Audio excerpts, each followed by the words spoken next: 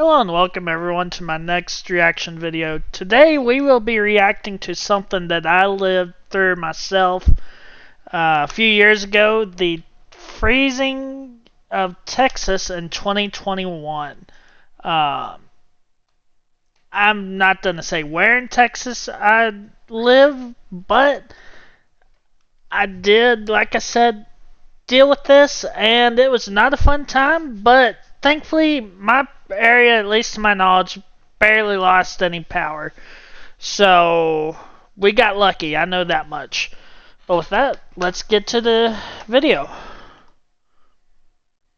Total power grid collapse. We're coming for you, man. First floor roof is starting to fall in. It created a humanitarian crisis. A statewide blackout. Texas, a state known for its resilience against heat, suddenly finds itself at the mercy of two brutal winter storms. Families are left grappling with the unprecedented cold and days-long power outages. It soon becomes a life-threatening situation. We'll unravel the Great Texas Freeze, from how it became a record holder to all the ways this could have been less devastating. When the cold front hit that Wednesday, electric utility crews said they were prepared to respond to all reports of power outages. But this could not have been further from the truth. The next morning, the first weather advisory was issued in northwest Texas. Isolated freezing rain began falling and expanded to neighboring counties after sunset. At 6:30 p.m., a Delta Airlines flight slides off the Pittsburgh International Airport taxiway.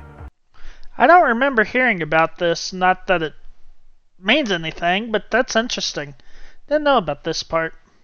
With no reports of injuries, passengers were on the aircraft for 3 hours before disembarking. It would be another 24 hours before the plane was removed from the runway.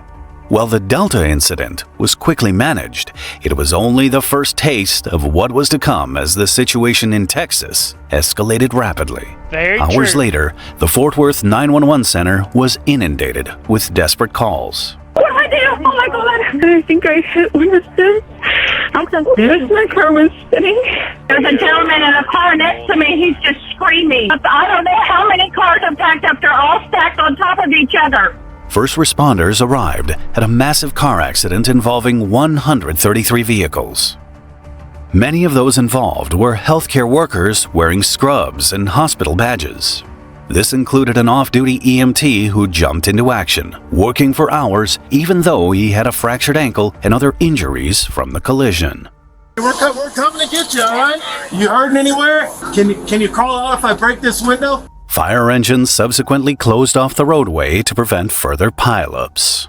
Nearly 120 emergency responders were on the scene to clear the roadway. Meanwhile, buses arrived to help motorists warm up after being freed from their cars to prevent hypothermia. After a 4-hour operation, the death toll would stand at 6, while more than 60 others were treated for injuries. 6 in this situation is not bad at all, honestly. Among them, 4 police officers. It's not good at all, don't get me wrong. I'm not saying that it's a good thing people died. I'm just saying it could have been a lot worse. Due to the storm's severity and the scale of the accident, it would be several more days before the road was cleared. The collision was the most staggering crash during the February 2021 storms, but there were many more to come. As the disaster unfolded, Texas declared a state of emergency. However, the response revealed a significant oversight. Despite prioritizing gas, they relied heavily on electric heating. This revealed a lack of preparedness in managing energy.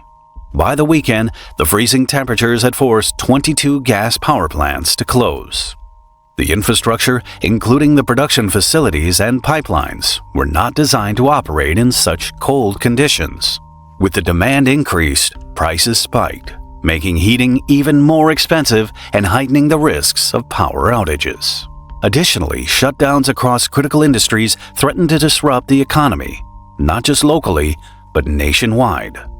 As if that was not enough, an unprecedented winter event was heading straight for southeastern Texas. By the afternoon, an Arctic cold front hit with snow, sleet, and freezing rain battering the area and intensified overnight. The storm was driven by two weather patterns. First, higher than normal pressure over the polar region meant lower pressure in the northern U.S., letting extremely cold air move into Texas. And second, a polar vortex that pushed down intense bursts of cold from the North Pole. Roads became impassable, and temperatures dropped to the teens or single digits in places with wind chills below zero. This triggered the state's first ever wind chill and hard freeze warnings. Demand for electricity and gas soared as people bitterly tried to stay warm in unprepared homes. Due to the overwhelming demand, unplanned outages started happening, and soon the energy provider ERCOT issued a warning about potential rolling blackouts. That very day, President Joe Biden declared a state of emergency. In the early hours of the morning, ERCOT instructed electric companies to reduce power to prevent a grid shutdown. This action, known as load shedding, resulted in more than 3.6 million people losing electricity. Among those affected were the Beckel family, and it all started with a 911 call. The fire. We think medical, a wellness check. What's going on? We have family there right now, and the last time somebody spoke to them, they fainted on the phone, and we're just trying to find out if they're okay. Okay, stand on line for Houston Medical. 1 moment. The Houston Fire Department knocked on the door 13 minutes later, but left when there was no answer.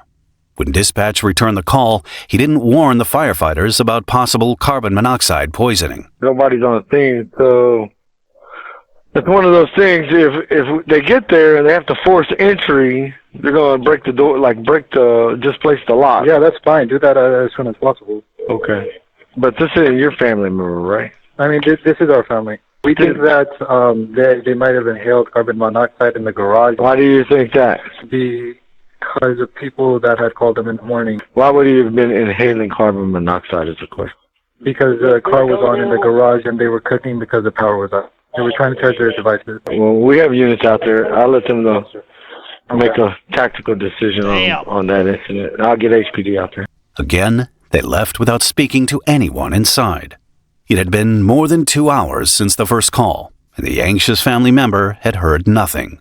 I called 2.5 hours ago for a wellness check. I'm calling for an update. Okay, so we went out there.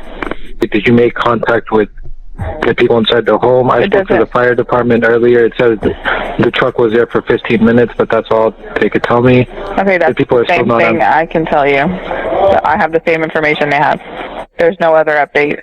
Even though this was the third visit to the house, the fire department got lost. They arrived just around midnight. There was still no response to the knocking. However, this time, they didn't just walk away. Instead, they called with additional questions before entering the house. They went to the address. They said it looks empty. Why do y'all think someone's there? Or are y'all sure someone's there? We think that a family of 2 parents and 2 children is unconscious due to carbon monoxide inhalation. Inside, all 4 family members were found unresponsive. It's believed the family had been unconscious for more than 12 hours before responders arrived. For the 46-year-old mother and her 7-year-old daughter, it was far too late. They were both pronounced dead at the scene. The father and his 8-year-old son were unconscious, but alive, and rushed to the hospital. Tragically, the front door to the family home had been unlocked all along. Later, it was discovered that the mother was using her car to keep warm. When her husband went to the garage, he found her unconscious inside the car with the engine still running. A Conroe family also woke up to an unimaginable tragedy less than 24 hours later. 11-year-old Christian Pavone was found unresponsive in the bed he was sharing with his younger brother. Just hours earlier, Christian had been excited to see snow for the first time after moving to the U.S. from Honduras in 2019 to live with his mom. Tragic home video footage shows him playing in the snow. In hopes of staying warm, the entire family of 5 huddled in a single room in the family's mobile home. Christian was pronounced dead that afternoon, seemingly from hypothermia. But the autopsy would tell a different story, one that would lead to a lawsuit. While families faced the brunt of the storm inside their homes, Outside, the state's infrastructure began to crumble under pressure. By this point, many methane gas processing plants had lost power because they weren't listed as essential services. This made it harder to supply gas to power stations. To combat the energy shortfall, regulators manually boosted the electricity supply, but this action triggered a sudden spike in prices, with the residents seeing dramatically higher energy bills. Neighboring states were also affected by the cold, but managed to import power from the unaffected East Coast. However, this offered little reprieve for Texas, which has a largely autonomous electric grid with limited outside connections. It was 5 days into the storm, and it just kept getting worse. Grocery stores were starting to feel the weight of the supply issues. Customers were limited in the water and propane sales. Meanwhile, there were conflicting statements in the media regarding the blackout. Government officials said that renewable energy was mainly responsible, while ERCOT contradicted this by saying that frozen wind turbines were not the main factor in the blackouts. The following day, temperatures started picking up, but Texans were unaware of what was still to come. As the day progressed, more power generation was restored and the rolling blackouts ended throughout the state. As the power crisis eased up, a new challenge emerged. The extreme weather had caused water mains to break, forcing people to drip their faucets to prevent pipes from freezing. It was either this storm or the 2022 one, I forget. I had finally gotten out of my house to head to work, which I work on my family farm, and I live in the city about 20 minutes away from our farm, and I'd had no broken water lines, nothing, and got home a few hours after I left and had a busted water line that popped after I left. Thankfully, no real damage. We got it fixed. But it surprised me just where it was, because I had no idea there was a line where it popped, honestly. Additionally, power outages impacted water treatment plants, resulting in a decrease in the water system pressure. The consequences were dire. Almost half of Texans were left without access to clean water. Their only option was to boil water from taps or melt snow. Unfortunately, due to the ongoing power outages, many were unable to do so. The severity of the situation was documented on social media, which was flooded with images of people filling buckets with water and resorting to makeshift solutions like using plastic bags and toilets. The power outages even disrupted food distribution, causing some to be turned away from queues. But for some, it was even worse. Burst pipes and water mains caused severe flooding in some homes and apartments. Most houses had their water mains buried in the front yard, hidden under layers of snow, making it hard for residents to locate the shutoff valve. Yeah, and on this note, I was going to mention also, and like I said, I live in town. One of my parents' outdoor faucets broke on them, and I had to take supplies from in town. Thankfully, I was able to get some supplies here in town from Ace Hardware to take out to him. But that was the only time in this storm I got out. While residents struggled with frozen water mains, another emergency unfolded. Firefighters were called to a blaze at the Hilton Garden Inn. They arrived at the hotel where flames and huge columns of smoke were rising from the roof. The hotel was booked to capacity, with locals occupying most of the 102 rooms due to the severe weather, which had left them with limited or no access to water at their homes. 4 rooms are starting to fall in. If we're going to start going checking there, we need to start forcing the door. No time for keys. Some type of Salvation Army response. We got a large number of displaced residents. A large number. 2 days before the fire, frozen pipes had caused flooding in the hotel lobby. To prevent further damage, the fire sprinkler system was turned off. Damn. Unfortunately, this left the building vulnerable. When the fire started, the disabled sprinklers let the fire spread quickly. Firefighting was made even harder because burst pipes had also damaged the city's water supply. Firefighters were able to contain the blaze after midnight. One guest suffered minor injuries, and 2 others were treated for smoke inhalation. Sadly, a family pet named Chico the Chihuahua was lost in the fire. Just before the 9th day, the Great Freeze was finally over. But for victims affected by the power crisis, their fight was only just beginning. And it was time to figure out why things had gone so horribly wrong. Was the Great Freeze really unprecedented? And was it a coincidence that Texas was caught so off guard?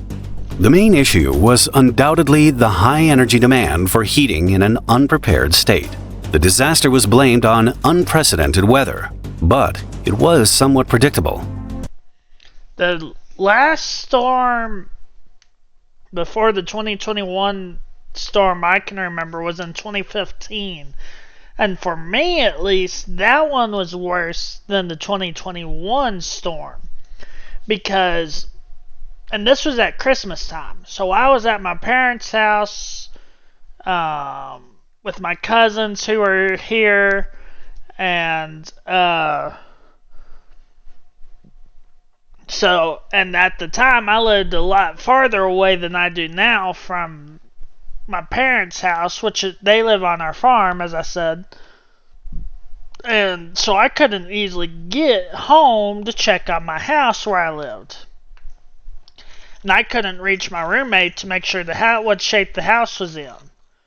I did get home a couple days after Christmas. I was able to drive into where I lived. But that one, in my opinion, was, like I said, for me, was worse than this storm. This was the 3rd time recommendations were ignored.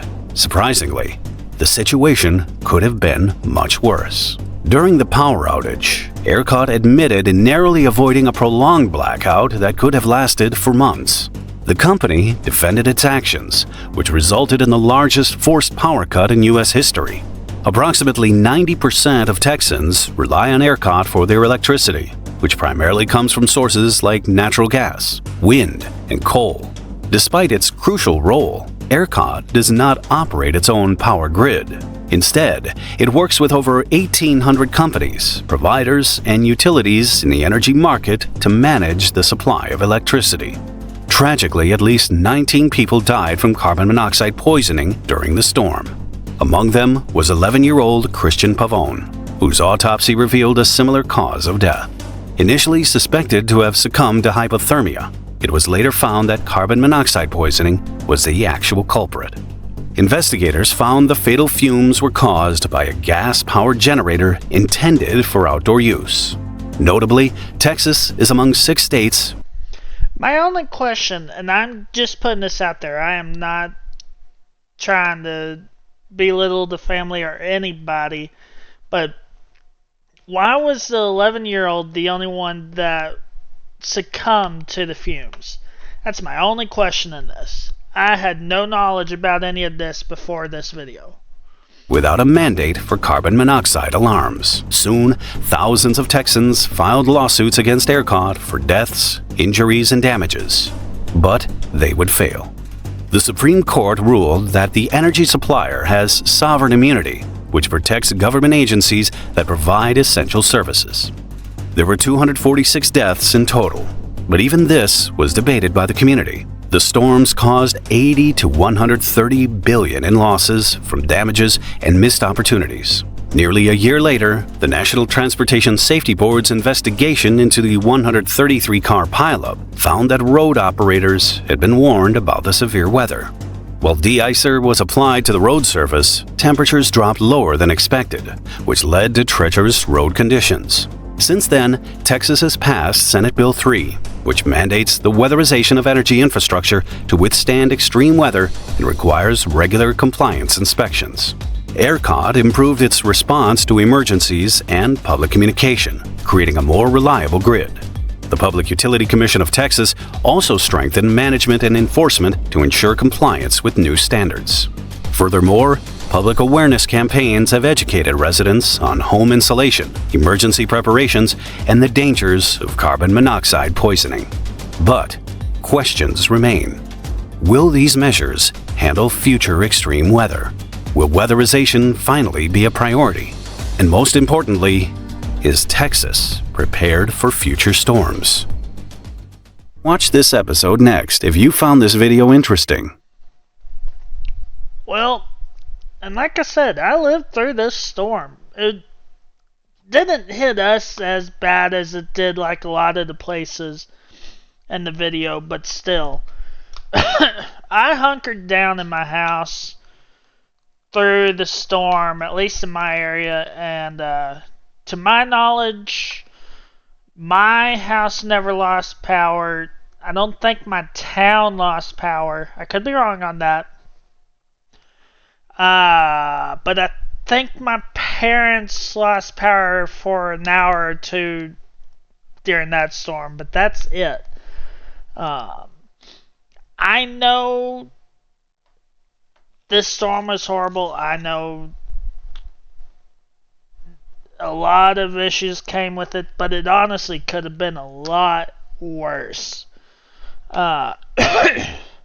Please let me know what your thoughts are down in the comments below, and I will catch you on the next video.